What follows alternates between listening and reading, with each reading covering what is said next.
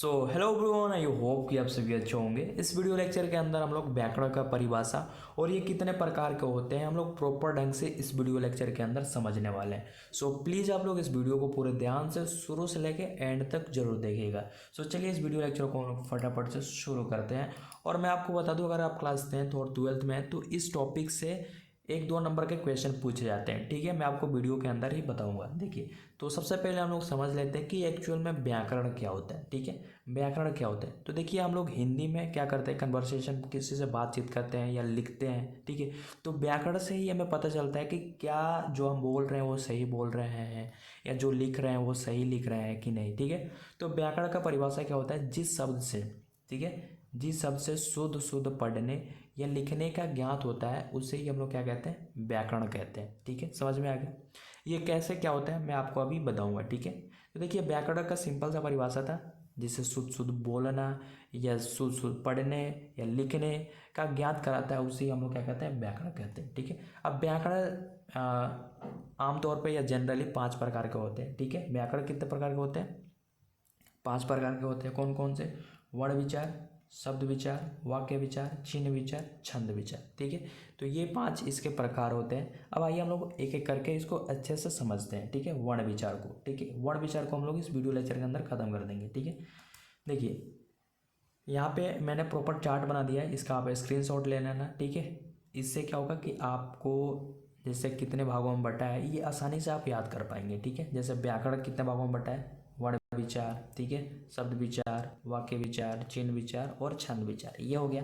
अब यहाँ से वर्ण विचार फिर क्या हो रहा है, ये दो भागों में बट रहा है। पहला स्वर वर्ण और दूसरा व्यंजन वर्ण। ठीक है, फिर स्वर वर्ण क्या है, स्वर वर्ण 3 भागों में बट रहा है, हर्ष स्वर, दीर्घ स्वर, पुल्लिंग स्वर। ठीक है, वैसे ही व्यंजन स्वर या व्यंजन वर्ण क्या है, अंतस्थ वर्ण, उत्सम वर्ण, स्पर्श वर्ण, संयुक्त वर्ण और अनुस्वार और विसर्ग। ठीक है, तो ये व्यंजन वर्ण के ये प्रकार है और ये स्वर वर्ण के प्रकार है। अब इससे आपके एग्जाम में क्वेश्चन आते हैं। ठीक है, जैसे कुछ वर्ण दे देता है और पूछता है कि कौन से निम्न में से कौन सा अंतस्थ वर्ण है, उत्सम वर्ण है या संयुक्त वर्ण है, तो इससे क्वेश्चन आपके बोर्ड एग्जाम में पूछे जाते हैं। तो ये आप व्यंजन वर्ण और हर्ष स्वर, दीर्घ स्वर, संधि विच्छेद करते टाइम इनका बहुत ज़्यादा अच्छा रोल होता है। ठीक है, अगर इन पे आपकी पकड़ हो जाती है तो। ठीक है, तो इनको हम लोग अच्छे से देखने वाले हैं। तो चलिए हम लोग सबसे पहले वर्ण विचार को देखते हैं। ठीक है, देखिए वर्ण विचार क्या होता है, मुंह से निकली हुई ध्वनि को ही हम लोग क्या कहते हैं, वर्ण कहते हैं।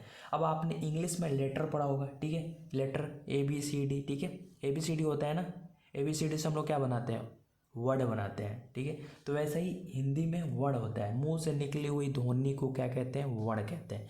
अब संस्कृत में कुल कितने वर्ण हैं, 52 वर्ण है, जबकि हम हिंदी पढ़ रहे हैं तो हिंदी में कितने वर्ण है, सिर्फ और सिर्फ 51, मतलब सिर्फ एक कम है। संस्कृत में कितना है, संस्कृत में 52 है और हिंदी में कितना है, 51 है। ठीक है, ये हिंदी में है, हिंदी में कितना वर्ड है, 51 है। ठीक है, और हिंदी में संस्कृत में कौन सा एक ज़्यादा होता है, लृ होता है, और हिंदी में क्या होता है, लृ नहीं आता। ठीक है, समझ में आ गया। तो वर्ण विचार किसे कहते हैं, मुंह से निकली हुई ध्वनि को हम लोग वर्ण कहते हैं। और हिंदी की बात करें तो हिंदी में टोटल 51 वर्ण होता है जिसमें लृ नहीं आता है, और संस्कृत में 52 होता है जिसमें लृ होता है। ठीक है, समझ में आ गया। जैसे क ख ग घ और मैं बोलूँ क्या कोई भी धुन निकल रहा है तो वो क्या होता है, वर्ण होता है। ठीक है, अब आइए, वर्ण को 2 वर्गों में बांटा गया है, वर्ण को 2 वर्गों में बांटा गया है, स्वर वर्ण और व्यंजन वर्ण। ठीक है, अब आइए हम लोग पहले स्वर वर्ण को देखते हैं। सबसे पहले हमने व्याकरण देखा। ठीक है, यहाँ पे आइए, हमने व्याकरण का परिभाषा देखा। फिर वर्ण विचार किसे कहते हैं, मुंह से निकली हुई ध्वनि को वर्ण कहते हैं। फिर हमने वर्ण देख लिया, वर्ण, और वर्ण कितने होते हैं हिंदी में, 52, 51। ठीक है, संस्कृत में 52। अब हम देखेंगे वर्ण 2 भागों में बढ़ता है, एक तो व्यंजन वर्ण, ठीक है, और दूसरा स्वर वर्ण। ठीक है, तो हम लोग पहले स्वर वर्ण देखेंगे। तो आइए हम लोग स्वर वर्ण पहले देखते हैं। ठीक है, देखिए स्वर वर्ण क्या होते हैं, जिन वर्णों के उच्चारण में किसी दूसरे वर्णों की सहायता नहीं ली जाती उसे स्वर वर्ण कहते हैं। जैसे आपको पता होगा या आपको याद भी होगा, आ, इसको हम लोग हर्ष ही बोलते हैं, इसको हम लोग दीर्घ ही बोलते हैं, हर्षौ, दीर्घौ, री, ए, आई, ओ, औ, अंग, अ। ये क्या है, ये सारे स्वर वर्ण है। क्या है, स्वर वर्ण है। ठीक है, समझ में आ गया। देखिए अ किसी दूसरे वर्ण की सहायता नहीं ले रहा है इसको उच्चारण करने में, अ आ ई उ ए ऐ ओ औ अं अ, ठीक है, किसी दूसरे वर्ण की सहायता नहीं ले रहे, तो इसका परिभाषा भी यही होता है, स्वर वर्ण, ठीक है। स्वर वर्ण का परिभाषा क्या है, जिन वर्णों के उच्चारण में किसी दूसरे वर्णों की सहायता नहीं ली जाती उसे स्वर वर्ण कहते हैं, ठीक है। जैसे हमें समझ में आ गया। अब देखिए स्वर वर्ण जो होता है ये 3 प्रकार में बटा होता है। अब ये तो टोटल इतना ही है स्वर वर्ण, ठीक है। अब स्वर वर्ण 3 भागों में बढ़ता है, फिर हर्ष स्वर, दीर्घ स्वर और पुलुत स्वर, ठीक है। अब हर्ष स्वर मतलब छोटा होता है, ठीक है, ठीक है। हर्ष स्वर मतलब छोटा होता है, दीर्घ मतलब होता है बड़ा, ठीक है। अब देखिए जैसे ये क्या है, अ छोटा हो जाएगा और आ क्या हो जाएगा, बड़ा हो जाएगा। ई क्या है, यहाँ पे 2 ई है, तो ये छोटा है और ये क्या है, बड़ा है। वैसे ऊ में ये छोटा है और ये बड़ा है, ठीक है। और ऐसे ही पुलुत स्वर मैं आपको समझाऊंगा, ठीक है। तो समझ में, हर्ष स्वर मतलब छोटा और दीर्घ मतलब बड़ा, ठीक है। तो स्वर वर्ण आपको समझ में आ गया, जिसमें किसी भी तरह का उच्चारण करते हैं तो उसमें किसी दूसरे की सहायता नहीं लेते हैं, ठीक है। फिर स्वर वर्ण 3 भागों में बढ़ता है, हर्ष स्वर, दीर्घ स्वर, पुलुत स्वर, ठीक है। अब आइए हम लोग समझते हैं हर्ष स्वर। वैसे मैंने आपको समझा दिया, हर्ष स्वर मतलब छोटा है, जिन वर्णों के उच्चारण में बहुत कम समय लगता है, ठीक है, उसे क्या कहते हैं, हर्ष स्वर। जैसे अ छोटा ई, ठीक है, छोटा ऊ इसको बोलते हैं, या इसको हम लोग बोलेंगे, अब हम लोग हर्ष से पढ़ रहे हैं तो इसको बोलेंगे अ हर्षई, हर्षई, हर्षऊ, ठीक है, इसको ए ओ, ठीक है। तो जिन वर्णों को उच्चारण में बहुत कम समय लगता है उससे हम लोग क्या कहते हैं, हर्ष स्वर। अब देखिए ये तो हो गया अ, ये हो गया हर्ष स्वर। अब इसका बड़ा भाई क्या होता है, आ। तो देखिए अ आ, थोड़ा सा टाइम लग रहा है ना, तो इसमें क्या होता है, कम टाइम लगता है, और इसमें क्या होता है, ज़्यादा टाइम लगता है, ठीक है। तो हर्ष स्वर मतलब जिसका उच्चारण करते समय बहुत कम समय लगता है, ठीक है। तो ये होते हैं कितने, 2 2 4 1 5, ये टोटल 5 होते हैं, ठीक है। दीर्घ स्वर देखिए, दीर्घ स्वर किसे कहते हैं, जिन वर्णों के उच्चारण में हर्ष स्वर, ये अपना हर्ष स्वर था, हर्ष स्वर से 2 गुना समय लगता है, उसे क्या कहते हैं, दीर्घ स्वर कहते हैं, ठीक है। 2 हर्ष स्वर मिलने से दीर्घ स्वर बनता है, ठीक है। अब देखिए ये क्या है, आ है, ये दीर्घ है। जैसे इसमें क्या होता है, अ प्लस अ मिल के क्या बनता है, आ बनता है, ठीक है। वही कह रहा है, 2 हर्ष स्वर, ये नोट है, नोट इसको नोट कर लीजिएगा, 2 हर्ष स्वर के मिलने से क्या बनता है, दीर्घ स्वर बनता है। हर्ष स्वर तो ये है, अब हर्ष स्वर से 2 हर्ष स्वर मिल जाए तो दीर्घ स्वर बन जाता है, ठीक है। जैसे आ है, बड़ा ई, ठीक है, इसको हम लोग अब दीर्घ ही बोलेंगे, इसको दीर्घ बोलेंगे, इसको ए आय बोलेंगे, आय, और इसको औ, ठीक है। अब देखिए अ मिल के क्या बनता है, आ, ये दोनों क्या है, हर्ष स्वर, ठीक है, हर्ष हर्ष है, ठीक है, हर्ष स्वर है। यहाँ पे देखिए 2 छोटा ही, मतलब इसको हम लोग हर्ष ही बोलते हैं, 2 छोटा ही मिलकर क्या बन रहा है, यहाँ पे बड़ा ही बन रहा है, मतलब दीर्घ ऊ, दीर्घ ही। और यहाँ पे 2 छोटा ऊ मिलके क्या बन रहा है, बड़ा ऊ बन रहा है, ठीक है, दीर्घ ऊ। ये छोटा हर्ष, हर्ष ऊ बोलते हैं, ठीक है। तो समझ में आ गया, हर्ष स्वर, दीर्घ स्वर। हर्ष स्वर मतलब जिसमें कम समय लगे, और दीर्घ स्वर जिसमें ज़्यादा समय लगे। और दीर्घ स्वर कैसे बनता है, 2 हर्ष स्वर के मिलने से दीर्घ स्वर बनता है, ठीक है, समझ में आ गया। चलिए अब पुलुत स्वर इसी का पार्ट था, ठीक है। अब देखिए पुलुत स्वर, जिन स्वर के साथ व्यंजन का भी उच्चारण होता है उससे हम लोग पुलुत स्वर कहते हैं। अब हम लोग क्या है कि व्यंजन अभी मैंने आपको बताया नहीं, ठीक है, अभी मैं आपको बताता हूँ व्यंजन। अब देखिए इसमें स्वर के साथ साथ, स्वर मैंने बताया आपको अ आ हर्षई, हर्षऊ, दीर्घई, दीर्घऊ, दीर्घ, अरे सॉरी मैंने गलत कर दिया, अ आ हर्षई, दीर्घई, ठीक है, हर्षऊ, दीर्घऊ, ठीक है, री ए आई ओ औ अंग अ, ये क्या है, ये हमारे सारे स्वर है, ठीक है। तो स्वर के साथ साथ व्यंजन, तो मैंने आपको तो स्वर बता दिया, अब व्यंजन मैं आपको अभी बताऊंगा। तो स्वर के साथ साथ व्यंजन का भी उच्चारण होता है, उसे हम लोग क्या कहते हैं, पुलुत स्वर कहते हैं, ठीक है। जैसे री, ये आप याद करना है, री हो गया, लरी हो गया, अन हो गया, अ हो गया, ठीक है। तो ये आप 4 याद कर लेना, ठीक है, ये क्या है, पुलुत स्वर है। अब आपके एग्जाम में क्या आता है, जैसे ये दे देगा, ठीक है, और पूछेगा कि ये कौन सा स्वर है, हर्ष स्वर, दीर्घ स्वर, पुलुत स्वर, इनमें से कोई नहीं, तो आपको आंसर देना होता है। तो आपको पता होगा तो इसका आंसर आसानी से कर सकते हैं, ठीक है। री लरी अन अ, ठीक है, बहुत आसान है, 4 ही तो है पुलुत स्वर, ठीक है, समझ में आ गया। अब देखिए हम लोगों ने क्या क्या देख लिया, व्याकरण देख लिया, ठीक है, वर्ण विचार देख लिया, ठीक है, वर्ण विचार में हम लोग स्वर्ण वर्ण देख लिया, स्वर्ण वर्ण, स्वर वर्ण के प्रकार भी हमने देख लिया, हर्ष स्वर, दीर्घ स्वर, पुलुत स्वर। अब आइए हम लोग समझते हैं व्यंजन, ठीक है, व्यंजन, फिर हम लोग इसको समझेंगे, और इससे इससे भी एग्जाम में आपके क्वेश्चन पूछे जाते हैं, ठीक है। चलिए व्यंजन वर्ण क्या है, वे वर्ण जिनके उच्चारण में स्वर वर्ण की सहायता ली जाती है उसे क्या कहते हैं, व्यंजन वर्ण कहते हैं, ठीक है। वैसे वर्ण जिनके उच्चारण में स्वर्ण वर्ण की सहायता ली जाती है। अब स्वर्ण वर्ण में किसी भी प्रकार का सहायता नहीं ली जा रहा था, ठीक है, उसमें हमने अभी जो पढ़ा ना स्वर, उसमें किसी भी प्रकार का हम लोग सहायता नहीं लेते किसी दूसरे से, लेकिन व्यंजन में क्या करते हैं, स्वर की सहायता लेते हैं, ठीक है। सभी व्यंजन वर्णों में स्वर वर्ण छिपा रहता है। अब जितना भी व्यंजन वर्ण है ना, अब मैं आपको बताऊंगा, उसमें क्या है, स्वर वर्ण छिपा रहता है। क्या होता है, स्वर वर्ण छिपा रहता है, जिससे हटा देने से वह आधा हो जाता है, ठीक है। वो मिल के बना रहता है स्वर वर्ण से, स्वर वर्ण के मिलने से पूरा होता है, लेकिन अगर उसको हटा देते हैं तो वो आधा हो जाता है, और उसको उसमें एक कमा, ऐसे हम लोग कमा देकर लिखते हैं, जिसे हलंत कहते हैं, ठीक है। तो ये भी बहुत ज़्यादा इंपॉर्टेंट पॉइंट है, ठीक है। जो व्यंजन होता है, जैसे ये मैं आपको समझा रहा हूँ, ये क है ना, ये इस क में आपका स्वर भी छिपा हुआ है, ठीक है। अगर इसमें से हम लोग स्वर को हटा दें, ठीक है, तो ऐसा हो जाएगा, ठीक है, क प्लस अ, और ये मिल के बनता है पूरा क, ठीक है। तो देखिए इसको हम लोग बोलते हैं हलंत, क हलंत, क्या बोलते हैं, क हलंत। क हलंत में अगर हम लोग अ जोड़ दें तो ये पूरा क बनता है, कंप्लीट क। समझ में आ गया।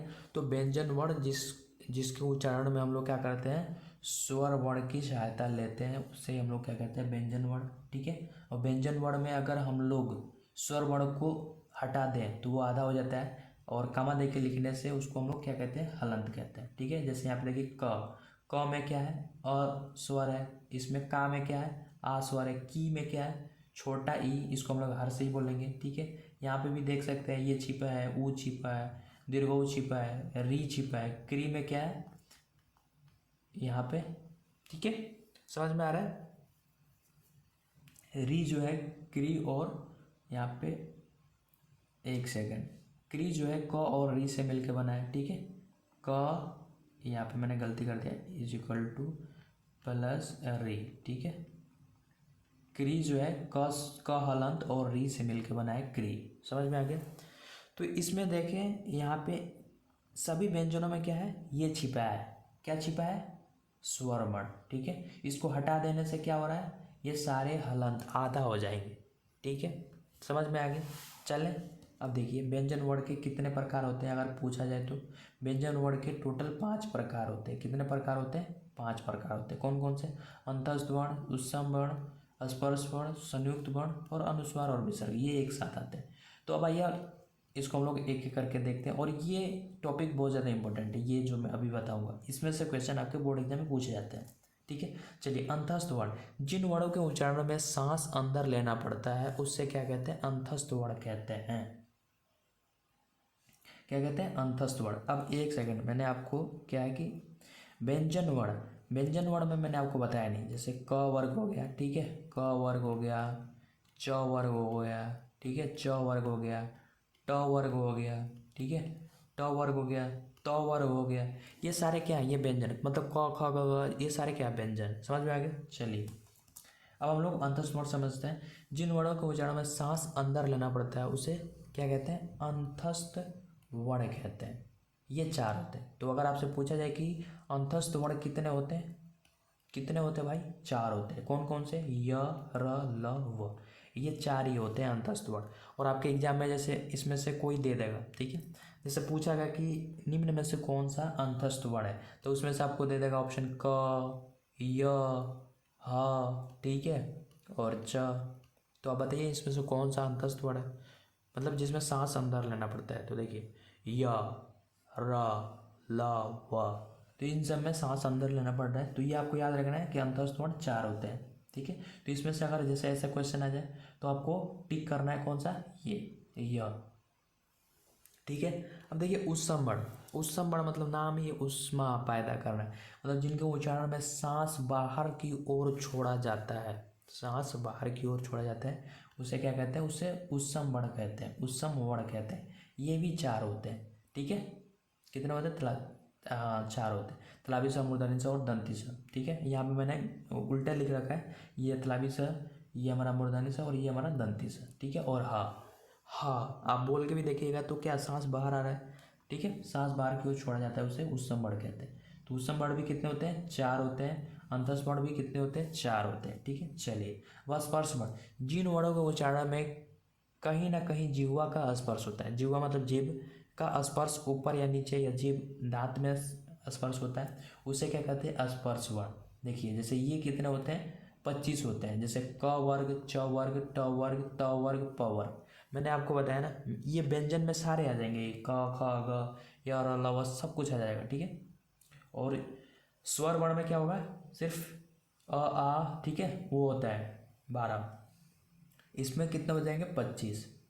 ये स्पर्श वर्ण है, ठीक है, स्पर्श वर्ण की बात कर रहे हैं। क वर्ग मतलब, क वर्ग मतलब क ख ग घ और अंग। क वर्ग का मतलब ये पूरा होगा, ठीक है। च वर्ग मतलब च छ ज झ इय। त वर्ग मतलब, ट वर्ग मतलब ट ठ ड ढ अण, ठीक है। तो ये कितना हो जाएगा, 5, ये हो जाएगा 5, ये हो जाएगा 5, ये हो जाएगा 5। तो ये कितने हो जाएगा टोटल, 25, ठीक है। तो आपसे पूछा जाए कि स्पर्श वर्ण कितने होते हैं, 5। देखिए क ख ग घ अंग, मतलब जीवा का कहीं ना कहीं स्पर्श हो रहा है, दांत में ऊपर नीचे, ठीक है। समझ में आ गया।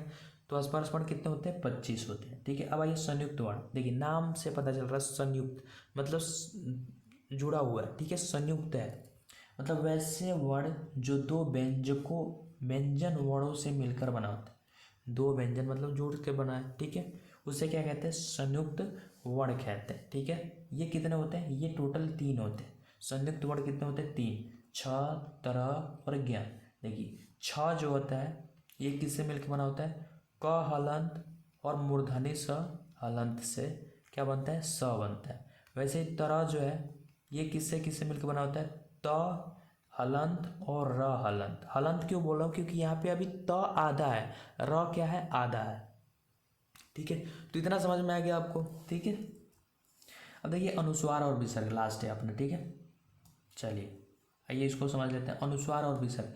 जब किसी के ऊपर वर्ण की बात कर ले, स्वर की बात कर ले, ठीक है, ऊपर एक बिंदु दे दिया जाता है तो उसे क्या कहते हैं, अनुस्वार कहते हैं। जैसे यहाँ पे क है, क के ऊपर एक बिंदु दे दे तो इसको हम लोग क्या बोलते हैं, अनुस्वार, ठीक है। इतना समझ में आया क्या, उससे अनुस्वार कहते हैं। और जब बाद में 2 बिंदु दे दिया जाता है, जैसे यही क के बाद यहाँ पे 2 बिंदु दे दे, ठीक है, तो ये क्या है, इसको हम लोग अनुस्वार बोलते हैं। और इसको क्या बोलते हैं, इसको हम लोग बोलते हैं विसर्ग, ठीक है। समझ में आ गया। जैसे यहाँ पे ख है, ठीक है, तो इसको हम लोग अनुस्वार बोलेंगे, इसको अनुस्वार। और यही हम लोग यहाँ पे 2 बिंदु दे तो ये क्या हो जाएगा, ये हमारा विसर्ग हो जाएगा। समझ में आ गया, क्लियर है। चलिए आइए एक बार और मैं आपको थोड़ा सा सब कुछ इस डायग्राम के द्वारा बता देता हूँ। सबसे पहले हमने क्या देखा, व्याकरण की, व्याकरण किसे कहते हैं। फिर हमने वर्ण विचार देखा, ठीक है, वर्ण विचार। फिर स्वर वर्ण, वर्ण विचार 2 भागों में बढ़ता है, स्वर वर्ण और व्यंजन वर्ण। फिर स्वर वर्ण कितने भागों में बढ़ता है, 3, हर्ष स्वर, दीर्घ स्वर, पुल्ल स्वर। और फिर हमने व्यंजन वर्ण कितने भागों में बढ़ता है, इन सबको मैंने आपको अच्छे से समझाया, ठीक है। तो मैं उम्मीद करता हूँ कि जो भी मैंने आपको बताया है इस वीडियो लेक्चर के अंदर वो आपको बहुत ही अच्छे से समझ में आ गया होगा, ठीक है। अगर फिर भी आपको किसी भी प्रकार का डाउट्स है तो इसको हम लोग अगले वीडियो लेक्चर में कवर करेंगे, ठीक है। शब्द विचार, वाक्य विचार, चिन्ह विचार और छंद विचार। सो आपको अगर किसी भी प्रकार का डाउट्स है हिंदी व्याकरण में, संस्कृत व्याकरण में या मैथ में, तो आप कमेंट कीजिए, आपको उस टॉपिक पे उस डाउट को क्लियर किया जाएगा, ठीक है, अगले वीडियो के अंदर। सो मिलते हैं नए वीडियो लेक्चर के अंदर, तब तक के लिए टेक केयर, थैंक यू।